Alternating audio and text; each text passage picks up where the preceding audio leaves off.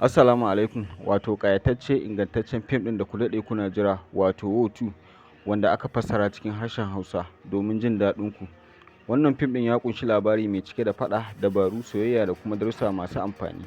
Kamfanin Sultan Film Factory ne ya ɗauki nauyin kawo muku wannan fassara cikin inganci, tare da sautuka masu daɗi da hotuna masu kyau.